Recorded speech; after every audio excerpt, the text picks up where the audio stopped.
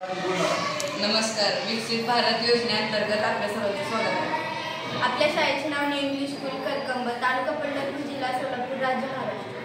आमच्या प्रकल्पाचे नाव समृद्ध भारत. यामध्ये पाणी हे आहे.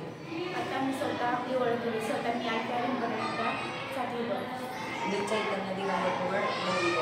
मी समीना देवी पठाण, 10वी ब. मी प्रियांश महादेव पेसी, 9वी ब.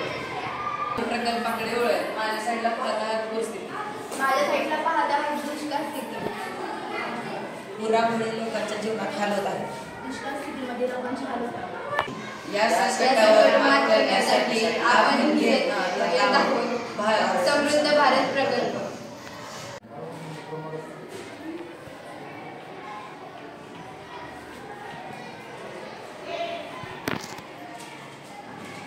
पूरस्थितीमधलं जर पाणी दुष्काळ स्थितीमध्ये जर नेलं तर दुष्काळ पण हटून जाईल आणि समृद्ध भारत विकसित होईल. यासाठी या प्रकारे उपाययोजना